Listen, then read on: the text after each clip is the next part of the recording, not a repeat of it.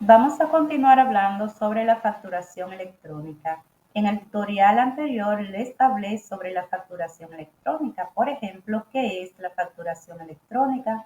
¿Cuándo vence el plazo para acogerse a ser emisor electrónico? ¿Cuáles son los requisitos? Así como las distintas etapas que hay que agotar para ser emisor electrónico. Si todavía no has visto este tutorial, te invito a que lo veas. Además, te voy a dejar el enlace en este video para que lo puedas ver y seguir la secuencia. Pues bien, comencemos. ¿Cuáles son las obligaciones del emisor electrónico? Como pueden ver, voy a utilizar esta guía provista por la DGII que tú también puedes descargar. Pues comencemos. Debes firmar digitalmente los comprobantes emitidos, emitir la representación impresa del comprobante electrónico al receptor. Por ejemplo, vamos a explicarlo. Tú emites comprobantes electrónicos, tienes un supermercado, alguien va a comprar, entonces la factura que tú le emites a ese comprador, entonces es una representación impresa, tiene el comprobante fiscal electrónico aprobado, entonces debes remitírselo, sea este emisor electrónico o no. Otra obligación que tienen los emisores electrónicos es recibir todos los comprobantes electrónicos de sus proveedores que sean emitidos válidamente. ¿Qué quiere decir esto? Por ejemplo, para tú producir un bien o un servicio, tú vas a necesitar comprar algo, ¿verdad? Entonces, todas las compras que tú hagas o lo que tú pagues para recibir algún servicio, esto va a tener un comprobante electrónico. Entonces, bueno, llegar un momento en que todos van a tener que emitir comprobantes electrónicos. Entonces, esos tipos de comprobantes son lo que te van a servir para tus deducciones. Entonces, debes de recibirlos. Y ahora, ¿qué tú vas a hacer con todos esos comprobantes electrónicos que tú has recibido de tus proveedores? Tienes que remitirlo a la DGII a través del formato de envío de datos 606. Luego, otra responsabilidad es exhibir a la DGII todas las informaciones digitales o físicas que les sean requeridas conforme a lo dispuesto en el Código Tributario. Como ya les mencioné, esto tiene que ver con el envío de informaciones, presentar declaraciones. Además, es importante conservar los comprobantes electrónicos según lo dispuesto en el Código Tributario, que es todavía unos 10 años mínimos. Ahora bien, ¿qué pasa si no tienes conectividad para generar los comprobantes electrónicos? Porque recuerden que cuando la DGII les va a aprobar la certificación para ser emisor de facturación electrónica, hay una serie de pasos que deben de agotar, entre ellos es ver si el software de tu compañía soporta este sistema, o si no, acogerte al facturador electrónico que provee la DGI, para lo cual se necesita el acceso a Internet. Pero puede ser que haya problema de conectividad, tal vez por el lugar donde vives, es un poco difícil la conectividad, o tal vez también hay una falla de la central que te ofrece el servicio. Pues miren, eso está estipulado también qué se puede hacer en este caso. Aquí te dice que te voy a leer de la misma guía. En ese caso, bueno, a este problema, vamos a llamarle, se le llama, o en ese paso en el que se encuentra, se llama contingencia. Entonces, se puede dar por dos causas. La primera dice que es por falta de conectividad. Cuando eso sucede, entonces el contribuyente va a generar los comprobantes electrónicos de manera offline o fuera de línea. Entonces, debe realizar los envíos de estos comprobantes electrónicos a la DGII en un plazo no mayor a 72 horas. ¿Eh? Entonces, van a tener que buscar la manera de ver cómo enviarlo en un plazo de 72 horas para que puedan ser válidos. Y la segunda razón por la que se puede dar la contingencia es cuando no sea posible la emisión del comprobante electrónico. ¿Qué pasa? En esos casos, entonces hay un plan B. Aquí te dan la opción de disponer de secuencias autorizadas de comprobantes fiscales no electrónicos, que son los que estamos utilizando actualmente, que comienzan con el sufijo B01, B02, etcétera.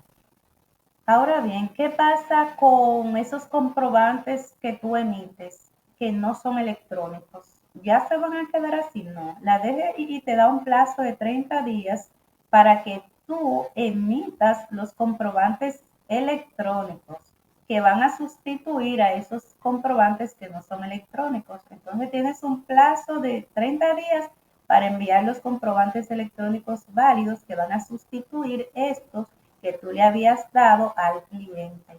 Y otro detalle que dice que ese estado de contingencia en el que te encuentras, que no puedes comunicarte con la DGI para que estos comprobantes suban automáticamente a la base de datos de la DGI, no debe exceder los 15 días calendarios.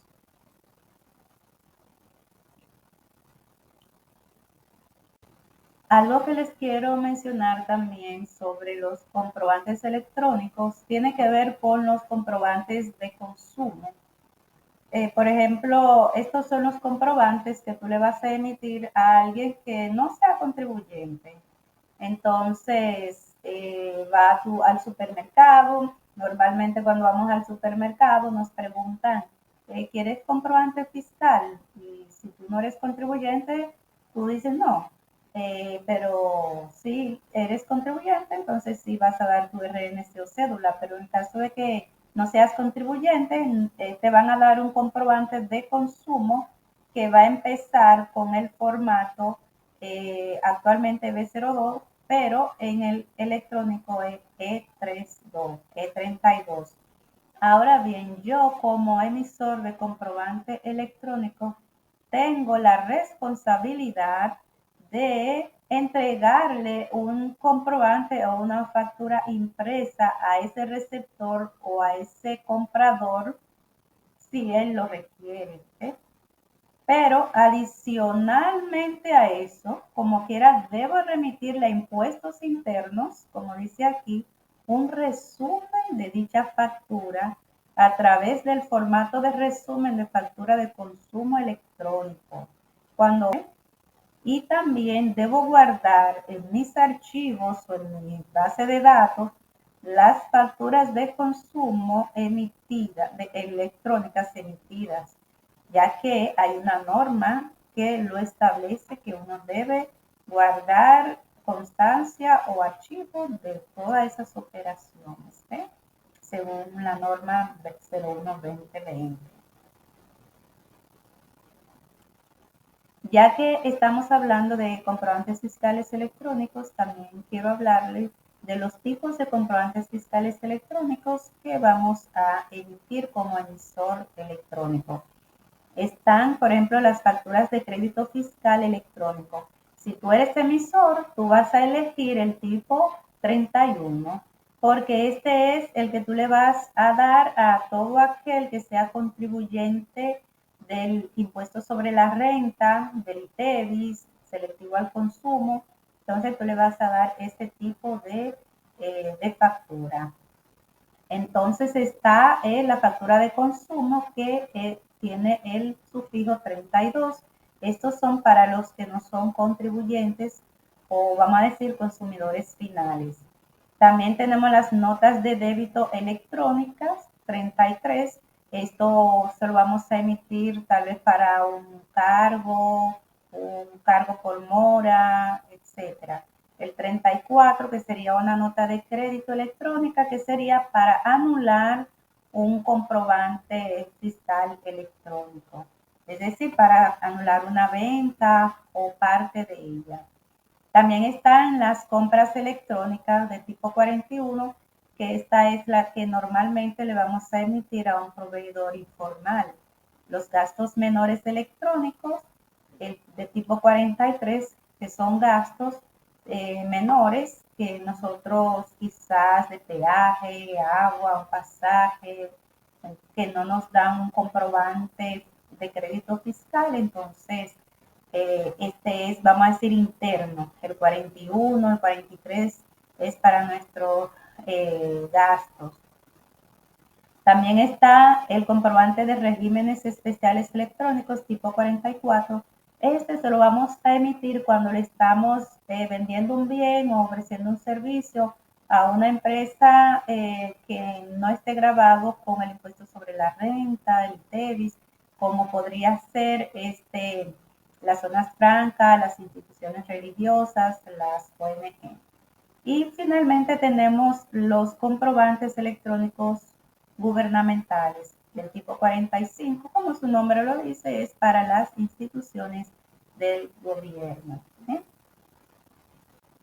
Y para finalizar con el tema de los comprobantes fiscales electrónicos, por ejemplo, a ti que eres contador auxiliar o también que recibes factura de tus proveedores, ¿cómo tú puedes consultar si el comprobante fiscal electrónico que emitieron es válido?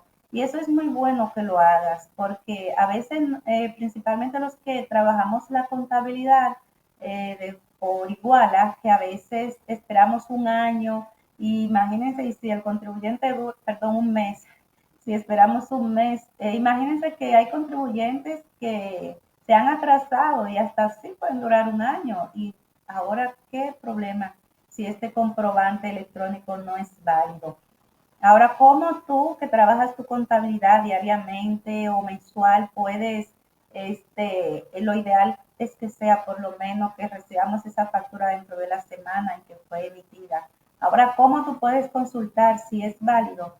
Bueno, simplemente vas aquí a la página de la DGII y vas a donde dice herramientas. En herramientas vas a la opción de consultas. En consultas, miren aquí, NSF o INSF. Le das clic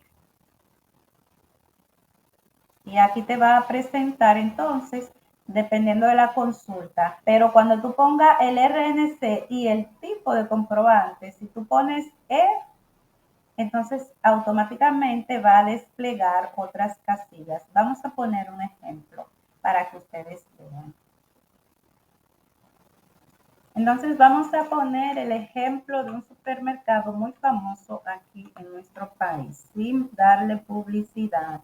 Entonces colocamos su RNC y el número de comprobante fiscal, miren, que es un E31 30677 8064. Ven como de una vez se despliega aquí otras casillas.